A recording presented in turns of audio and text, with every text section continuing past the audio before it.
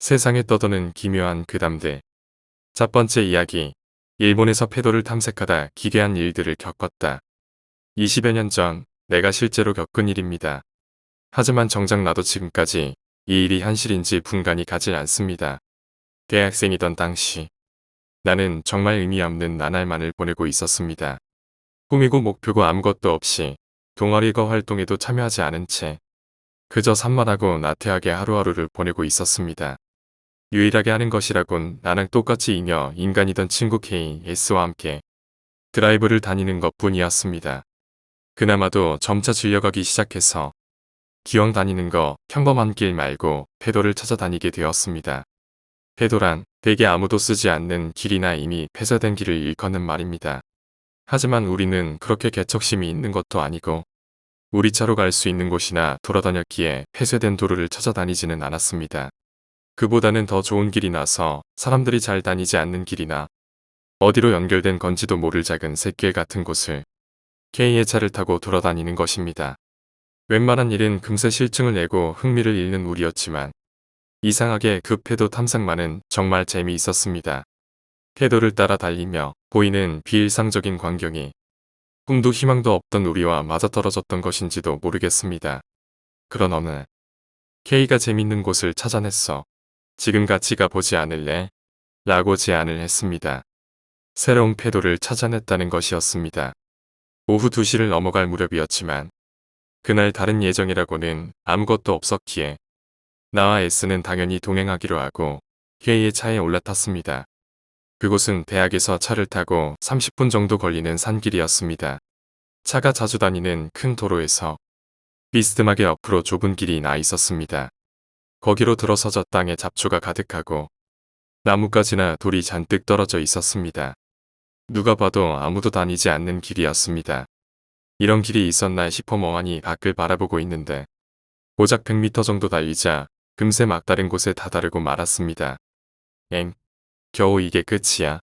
나와 S는 무심코 불만을 토했지만 K는 득이만만한 얼굴로 옆을 가리켰습니다. 저기를 봐. 그곳을 보자. 도로 옆에는 산사태 방지용 콘크리트 둑이 쌓여 있었습니다. 그런데 그 도중 둑이 끊기고 그 사이에만 철망이 쳐져 있었습니다. 그리고 그 철망 뒤로 길이 계속 이어져 있었던 것입니다. 여기로 가보자고. 분명 철망은 쳐 있었지만 단순히 철사로 고정시켜 놓은 것에 불과했기에 잘라버리면 간단히 안으로 들어갈 수 있을 터였습니다. 그리하여 K가 준비해온 니포로 철사를 자르고 우리는 차를 통해 폐쇄된 길 안으로 들어섰습니다. 솔직히 뭔가 나쁜 짓을 한다는 생각은 전혀 없었습니다. 철조망이야 돌아오는 길에 다시 철사를 연결하면 될 일이니까요. 게다가 이렇게 숨겨진 길을 자동차에 탄 채 오래 나아가지도 못할 것이라고 생각했기 때문입니다. 아까 지나온 길조차 풀이 무성하고 돌이 여기저기 굴러다녔습니다. 이 정도로 숨겨진 길이라면 조금 나아가기만 해도 차가 굴러다니지 못할 만큼 험한 꼴이 나올 것이란 예상이었습니다. 하지만 의외로 예상과는 다르게 길은 오히려 아까 지나왔던 길보다도 깔끔했습니다. 우리는 그대로 차를 타고 좁은 산길을 5분 정도 신중하게 달렸습니다. 잠시 뒤 눈앞에 터널이 나타났습니다. 터널이라기보다는 아래를 지나갈 수 있도록 중간을 비운 다리 같은 느낌이었습니다만 높이는 고작 5m 정도였습니다. 다행히 차가 지나가기에는 충분한 폭이었기에 우리는 그대로 차를 타고 거기를 지나갔습니다. 터널을 지나자 길이 조금 거칠어져서 아스팔트 위에 돌이 여기저기 튀었습니다. 그러던 와중 갑자기 S가 소리를 질렀습니다. 야, 잠깐 멈춰봐. 저기 좀 보라고. S가 가리킨 것은 차의 뒤쪽, 아까 빠져나온 터널 쪽이었습니다. 그곳에는 터널의 입구를 가리는 것처럼 신사의 기둥문이 세워져 있었습니다. 바깥쪽에는 전혀 보이지 않아 터널을 지나가며 자동적으로 기둥문도 통과하게 만든 것으로 밖에는 보이지 않았습니다. 왠지 기분이 나빠진 우리는 돌아갈까 싶기도 했지만 그래도 일단 갈 수 있는 곳까지는 가보기로 했습니다. 거기서 500m 정도 나갔을까요? 지금까지는 길 상태가 좋지 않을지언정 아스팔트로 포장되었던 길이 마치 경계선이라도 있는 것처럼 뚝 끊겨 그곳부터는 비포장 흙도로가 이어졌습니다. 기분 나쁘게도 아스팔트와 흙의 경계선 좌우에 무슨 사당 같은 게 두 개 있어서 거기를 경계로 뒤가 포장도로, 앞이 비포장 도로였습니다. 이쯤 되자 이 앞에 뭔가 있을 것이라는 기대와 불안이 섞여 가슴이 두근두근 뛰기 시작했습니다. 일단 어디가 됐든 끝을 봐야겠다는 생각에 돌아갈 생각은 사라진 채였습니다. 다행히 비포장 도로로 바뀐 후에도 길의 폭은 똑같았고 나무가 쓰러져 지나가지 못하거나 하지도 않았습니다. 다만 지금 생각해보면 다른 차에 바퀴 자국 없던 것이나 해제된 길치고는 너무 깨끗하다는 걸 그때 눈치채야 했던 것인지도 모릅니다. 한동안 그 길을 달리자 지금까지 왔던 산길이 마치 거짓말이었던 것 마냥 탁 트인 곳이 나왔습니다. 우리 차가 달리는 길 외에는 좌우로 그저 광활히 펼쳐진 평야뿐이었습니다. 눈 같이 보이기도 했지만 누가 경작한 것 같은 모습도 전혀 없었습니다. 문득 하늘을 보니 구름 하나 없이 푸르고 맑아 그 경치에 감탄할 정도로 아름다웠습니다. 그렇지만 정신을 차리고 생각해보니 이상했습니다. 도대체 여기는 어디인 걸까요? 해제된 길 안쪽이니 망한 마을이라도 있는 걸까요? 우리가 평소 살던 곳에서 그리 떨어진 곳도 아닌데 이렇게 넓고 텅 빈 땅이 있다는 게 이상하고 놀라웠습니다. 도대체 이 오솔길은 어디까지 계속되는 걸까? 그렇게 생각할 무렵 길 앞쪽에서 검고 작은 건물이 멀리서 보였습니다. 가까워짐에 따라 그것은 점점 모습이 커져 형태가 확실히 눈에 들어오기 시작했습니다. 아무래도 초가집인 듯합니다. 아니, 단순한 초가집이 아니라는 걸 금세 알 수 있었습니다. 건물이 비정상적으로 컸던 것입니다. 이렇게 큰 초가집은 난생 본 적도 없을 정도였습니다. 학교 체육관만 하달까 그보다도 더 큰 것 같았습니다. 도대체 왜 폐쇄된 길 안쪽에 이렇게 커다란 건물이 있는 걸까요? 게다가 그 건물 앞에 도착해서야 안 것이지만 지금까지 온 길은 이 건물까지 일직선으로 이어져 있을 뿐 도중에 약가지로 새는 길은 전혀 없었습니다. 즉, 이 건물이 이 길의 종착점이었던 것입니다. 황폐한 마을인가 싶었지만 그 건물 외에 다른 건물도 없었습니다. 즉, 우리가 지금까지 타고 온 길은 그저 이 건물에 향하기 위해 만들어진 길이라고 밖에는 생각할 수 없는 것입니다. 우리는 건물 앞에 차를 멈추고 차에서 내렸습니다. 무턱 상쾌했습니다. 공기는 맑고 하늘은 구름 하나 없이 새파랬습니다. 새소리나 바람소리조차 들리지 않았습니다. 봄날처럼 딱 좋은 기온에 계속 여기 있고 싶다는 생각이 들 정도였습니다. 하지만 눈앞에 거대한 초가집을 보면 그런 생각은 싹 사라집니다. 도대체 이 건물은 뭘까? 초가집은 대개 사람이 살지 않으면 금세 쇠락해 간다고 들었지만 그런 느낌은 전혀 없었습니다. 낡고 전체적으로 거무스름한 나무집이었지만 썩어 들어갔다는 느낌은 아니었습니다. 누가 지금도 살고 있는 걸까? 안에 들어가 볼까? 내가 제안하자 K는 동의하고 나섰지만 S는 썩 내켜하는 모습이 아니었습니다. 난 우선 건물을 한 바퀴 돌아보고 올킬하며 건물 뒤쪽으로 걷기 시작했습니다. 나와 K는 둘이서 건물에 들어가 보기로 했습니다. 건물의 문은 무거웠지만 잠겨 있지는 않았습니다. 안을 들여다보자 곰팡내 같기도 하고 오래된 광에서 나는 것 같기도 한 독특한 냄새가 났습니다. 실례합니다. 누구 계신가요? 당연하다면 당연한 일이지만 아무 대답도 없습니다. 역시 아무도 없구나 싶어 안심한 나와 K는 안으로 들어가 봤습니다. 어슴푸레하기는 하지만 문 밖에 빛이 들어와 안의 모습이 보입니다. 나무 판자가 깔린 휑하게 빈 공간이 있었습니다. 선반 같은 게 벽에 붙어 있지만 아무것도 들어있지 않았습니다. 왼쪽 벽에는 미닫이 문이 있어 그 너머로 또 방이 있는 듯 했지만 그 외에는 아무것도 없어 그저 마루와 벽뿐이었습니다. 위쪽은 어두워서 잘 안 보였지만 천장까지 텅 빈 것 같았습니다. 나는 용기를 내 미닫이 문을 열어보기로 했습니다. 이미 그만두겠다는 생각은 사라진 터였습니다. 실례합니다. 아무도 안 계십니까? 라고 다시금 확인한 뒤 천천히 문을 열었습니다. 안은 의외로 밝았습니다. 채광창 같은 게 위쪽에 여럿 있는지 입구 쪽보다 훨씬 밝았던 것입니다. 하지만 그 방은 단순히 밝은 것뿐 아니라 뭔가 이상하다는 것을 금세 깨달았습니다. 우선 방이 엄청나게 넓었습니다. 무슨 체육관 하나 정도는 되는 넓이였습니다.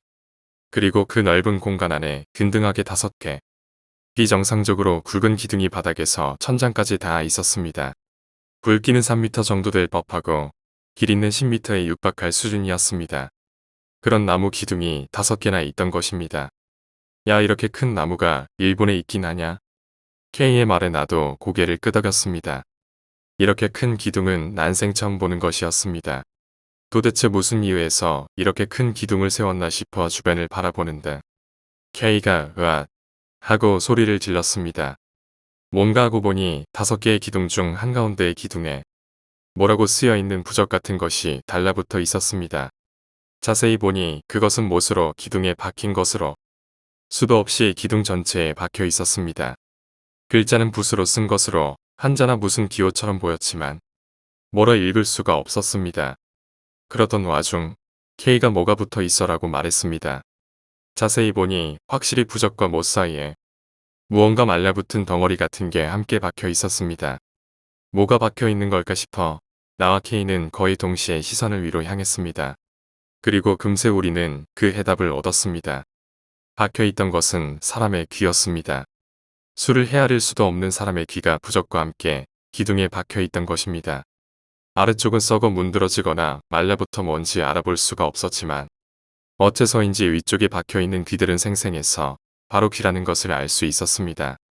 아마 1000개는 훌쩍 넘었을 것입니다. 게다가 더욱 두렵게도 위쪽에는 박힌 지 얼마 지나지 않은 것 같은 귀도 있었습니다. 도망치자. 나와 K는 비명을 지르며 미친 듯 달려 건물 밖으로 나왔습니다. 여기가 어딘지는 전혀 알 수 없었습니다. 하지만 위험하다는 것만은 확실했습니다. 곧바로 차에 타고 도망치려 했지만 S가 보이질 않았습니다. 나와 K는 전력으로 달려 건물 뒤쪽으로 향했습니다. 워낙에 큰 건물이다 보니 뒤쪽으로 가는데도 시간이 꽤 걸렸습니다. 건물 뒤쪽까지 가니 거기에 S가 있었습니다. 하지만 왠지 모습이 이상합니다. 멍하니 그 자리에 서 있을 뿐입니다. 그리고 바로 다음 순간 우리들도 S처럼 그 자리에 우뚝 서고 말았습니다. 건물 뒤쪽은 그저 넓게 평야가 펼쳐져 있을 뿐이었습니다. 그리고 그 평야에는 나무로 만들어진 간단한 받침대가 일정한 간격을 두고 한 줄로 쭉 늘어서 있었습니다. 받침대 위에는 초가 2~3개씩 불이 붙여진 채 빛나고 있었습니다. 그것이 지평선 저 너머까지 이어져 있었습니다. 뭐야, 이게? 야, 여기 위험해. 나와 K의 목소리에 겨우 정신을 찾았는지 S가 우리 쪽으로 다가왔습니다. 그리고 나와 K가 전혀 신경 쓰지 못하던 것에 관해 말했습니다. 야, 여기 태양은 어디에 있는 거야? 태양. 그러고 보니 하늘은 푸르고 맑아 구름 한 점 없습니다. 하지만 태양은 어디에도 눈에 띄지 않았습니다. 하늘은 밝은데 그 밝기가 전체에 걸쳐 똑같았습니다. 저기, 난 처음부터 여기가 이상하다 싶었어. 여기 너무 조용하잖아. 너희 여기 온 다음 한 번이라도 새나 다른 동물 소리 들은 적 있어? 그뿐 아니라 여기까지 오는 길에는 풀 한 폭이 없었지. S는 벌써 반쯤 울고 있었습니다. 우리는 어떻게든 S를 달래서 차로 향했습니다. 도중에 건물의 입구가 눈에 들어왔는데 문은 닫혀 있었습니다. 분명 나와 K는 문을 열어놨었는데 하지만 그런 것보다는 도망치는 게 우선이었습니다. K가 벌벌 떨면서 운전해. 우리는 겨우 처음 들어왔던 패드 입구로 빠져나올 수 있었습니다.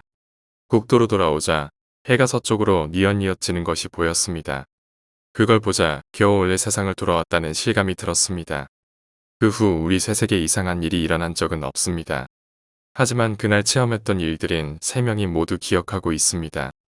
나중에 그 패드 입구 근처를 우연히 지나가게 되었을 때가 있었는데 전에 들어갔던 좁은 길 자체가 튼튼한 문으로 가려져 있어 도저히 지나가지 못하게 되어 있었습니다.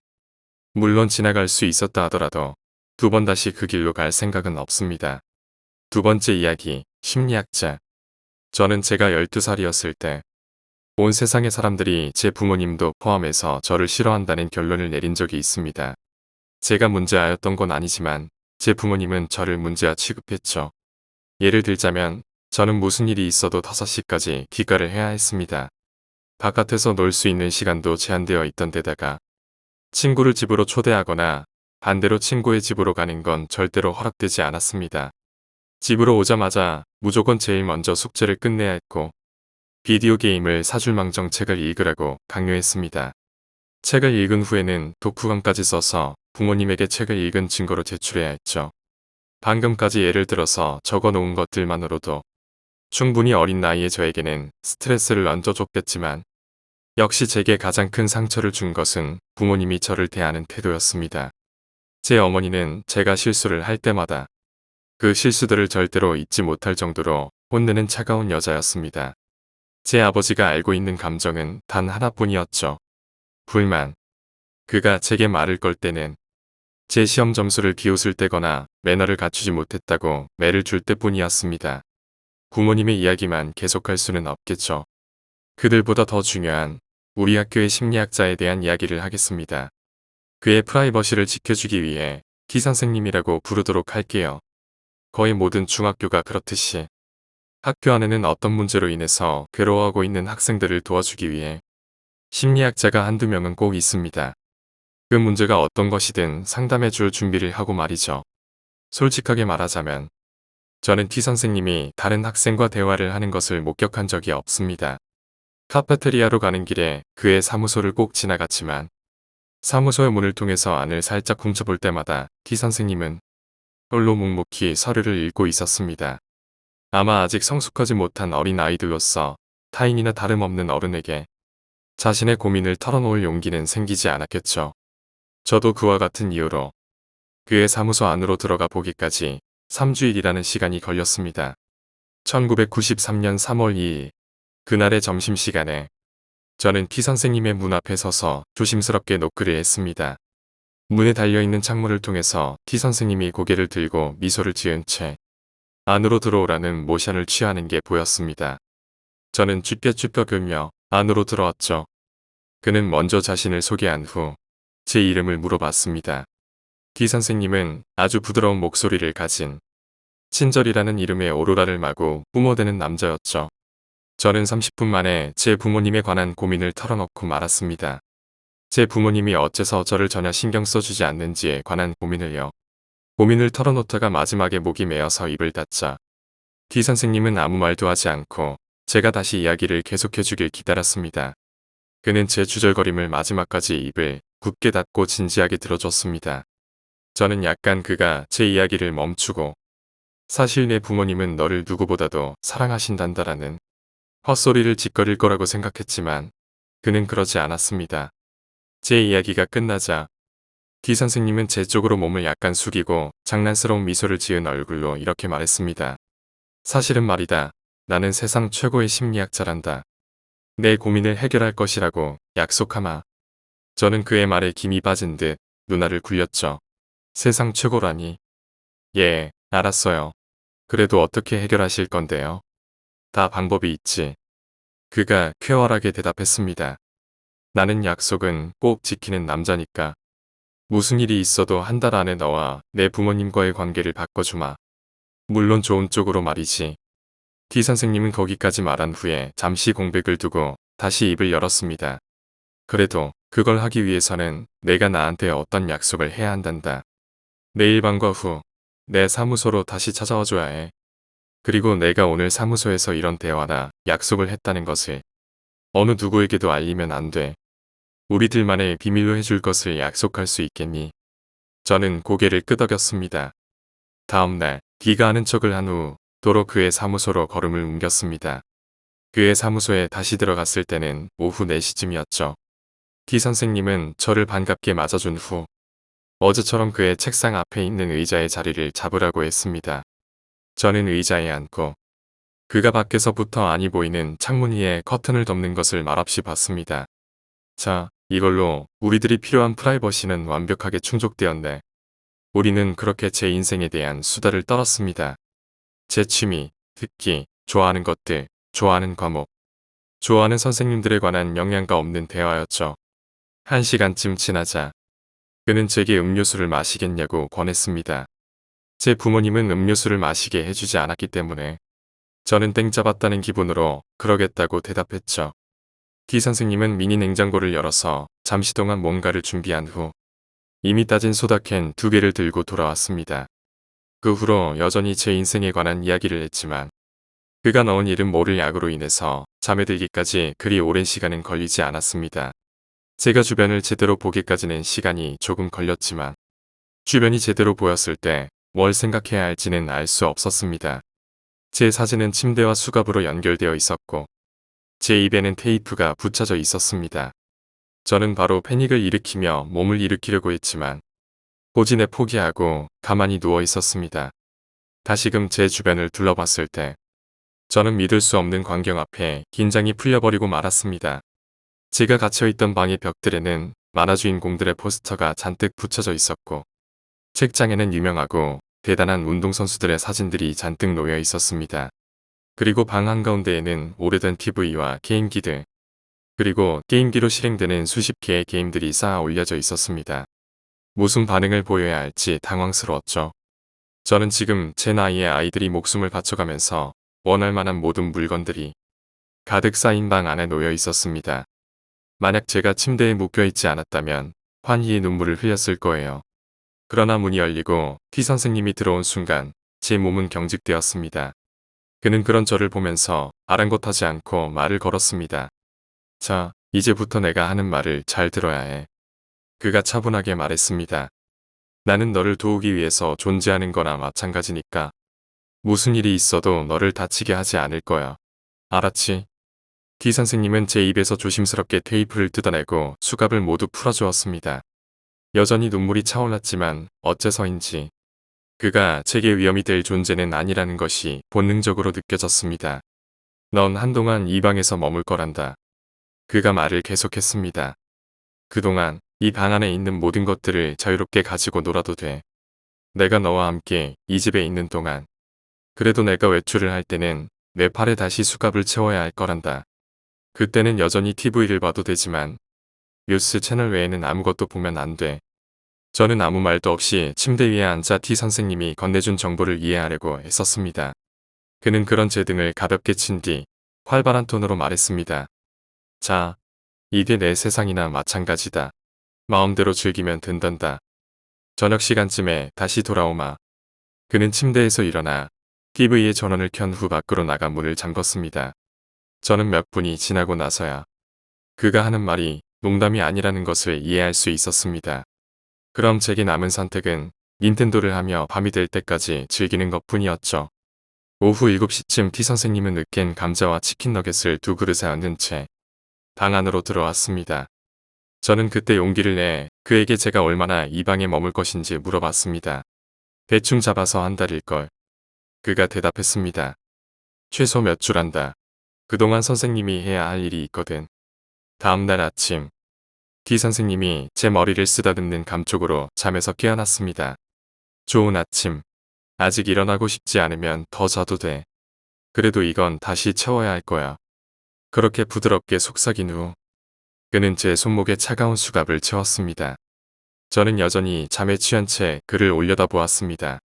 그는 옷깃을 단정하게 접어둔 셔츠 위에 약간 무거워 보이는 긴 코트를 걸치고 한 손에는 바닥에 대고 끌 수 있는 여행 가방을 들고 있었습니다. 학교에서 보던 복장 그대로의 모습이었죠. 선생님은 외출을 하기 전에 TV를 켜고 뉴스 채널로 고정시켰습니다. 뉴스가 켜지자마자 긴급뉴스라는 거대한 글과 함께 배경에는 뭔가 중요한 일을 하는 것 같은 경찰들이 비쳤습니다. 그 중에 리더인 듯 보이는 경찰이 기자들의 마이크에 둘러싸여서 뭔가를 말하고 있었습니다. 저는 그가 발표를 하던 도중에 TV를 킨 것이라고 알 수 있었죠. 오늘 아침 엠버 경고를 받았습니다. 납치범일 가능성이 있는 자들을 조사하고 있지만 지금은 확실한 증거들이 부족합니다. 목격자들의 증언에 의하면 소년을 마지막으로 본 건 오후 4시에서 5시. 저는 제 사진이 화면 안에 비치는 것을 보고 정신이 혼미해지는 것 같았습니다. 그 사진은 작년에 학교에서 찍었던 사진이었죠. 제 사진 옆에는 제 이름, 나이, 학교, 도시에 관한 정보가 떠올라 있었습니다. 그 위에는 사라진 소년을 찾기 위해 FBI 탐색 시작과 납치범 용의자 불확실과 가출의 가능성이 빽빽하게 적혀 있었죠. 생방송은 한동안 계속되었고 제가 아는 두 인물이 기사회견 앞으로 나타났습니다. 제 아버지와 어머니였습니다. 두 명 다 울었던 건지 눈시울이 벌겋게 부어올라 있었죠. 어머니는 마이크를 잡다가 참을 수 없었는지 눈물을 흘리고 말았습니다. 저는 어머니가 그렇게 강한 감정을 표현하는 것을 본 적이 없었습니다. 그녀는 눈물을 흘리면서도 떨리는 목소리로 제발 제 아이를 돌려주세요라든지 정말 미안하다라든지 제발 집으로 돌아와 주렴이라는 말들을 했습니다. 제 아버지가 마이크를 잡았을 때 저는 그가 평소와 다름없는 무표정으로 차가운 말들을 뱉어낼 줄 알았습니다. 그러나 그도 역시 눈물을 흘리며 온 세상에게 자신의 아들을 돌려달라고 애원했습니다. 그리고 제게 용서를 빌었습니다. 제게요. 제가 좋은 아버지의 역할을 하지 못한 것은 알고 있습니다. 지금에서야 그렇게 하지 않았다는 게 죽도록 후회스럽습니다. 제발 제 아들을 돌려주세요. 저는 그의 우는 얼굴을 보다가 곧이어 TV의 전원을 꺼버렸습니다. 알 수 없는 감정들이 저를 뒤덮었습니다. 제 아버지가 우는 것을 한 번도 본 적이 없었으니까요. 저는 제 부모님을 슬프게 하는 것에 대한 죄책감을 느꼈지만 그와 동시에 안심했습니다. 이제야 제 어머니와 아버지가 저를 얼마나 사랑하는지 알 수 있었거든요. 4주일 정도가 지나갔고 D 선생님은 언제나처럼 저에게 친절한 태도를 보였습니다. 아침에는 제게 수갑을 채운 뒤 밖으로 나갔고 오후쯤 돌아와 저와 함께 점심과 저녁을 먹으며 대화를 하고 게임을 했습니다. 그가 거의 모든 게임들의 대왕이라는 건 죽어도 알지 못했을 거예요. 그러던 어느 아침 D 선생님이 출근하기 전에 저를 깨웠습니다. 그의 표정은 한 번도 본 적이 없을 정도로 진지한 표정이었죠. 그리고 언제나 깨워주던 시간보다 3시간이나 일찍 깨웠다는 걸 알 수 있었습니다. 오늘은 뉴스를 봐야 한다. 보지 않는다는 대답은 듣지 않겠어. 뉴스를 켜놓고 오늘은 하루 종일 그것에만 집중하도록 해. 그가 진지한 어투로 말했습니다. 저는 물론 고개를 주걱거린 뒤 방에서 나가는 그의 뒷모습을 바라봤습니다. 한두 시간 정도 지났을까? 광고를 멍하니 보고 있던 제 눈앞에 갑자기 긴급제보라는 글이 떴습니다. 제목은 시체의 흔적들 발견. 정장을 입은 2명의 남자들이 화면 속에 나타나 말을 계속했습니다. 3월 3일 실종됐던 아이의 사건에 관한 슬픈 소식이 들어왔습니다. 남자는 고개를 가볍게 숙인 후 손에 들려있는 서류들을 펼쳐보며 말했습니다. 인간의 시체로 판단되는 것들이 강변의 다리 밑에서 발견되었습니다. 얘의 크기를 봐서는 아이의 시체라는 것이 측정됩니다. 몸의 흔적들을 봐서 아이는 참수된 후 불에 태워진 것이라는 결론이 나왔습니다. 화면은 헬리콥터에서부터 찍힌 듯한 각도로 그 강변이 보였습니다. 강변 주변에는 몇십 대나 되는 경찰차들이 있었습니다. 남자의 목소리는 여전히 들려오고 있었습니다. 신체가 들어가 있던 봉지 안에는 중학생의 학교 카드가 들어 있었습니다. 화면은 다시 바뀌고 제가 몸에 지니고 다니던 학교 카드가 화면 안을 가득 채웠습니다. 플라스틱 재질이라서 그런지 약간 녹아 있었지만 제 얼굴과 이름은 확실히 보였습니다. 두 남자의 제보가 끝난 후 카메라는 그들에게서부터 제 부모님 쪽으로 돌려졌습니다. 부모님은 기사들 앞에 아무 말 없이 앉아 있었습니다. 어머니의 얼굴은 고통스러운 듯이 일그러져 있었고 아버지는 그저 머리를 무릎 사이에 파묻고 있었습니다. 저는 TV를 꺼버렸습니다. D 선생님은 아주 늦게 집으로 돌아왔습니다. 그는 서두르는 듯이 제 방으로 들어와 수갑을 풀어준 뒤 음료수를 제게 건넸습니다. 그리고 제 어깨 위에 손을 가볍게 얹은 뒤 미소를 지었습니다. 내가 약속했었지? 저는 흘러내리는 눈물을 닦지도 못한 채 고개를 끄덕였습니다. 이제 내가 나에게 약속을 하나 더 해야 해. 그가 속삭였습니다. 그는 제가 이 병 안에 들어간 물을 전부 마셔야 한다고 말했습니다.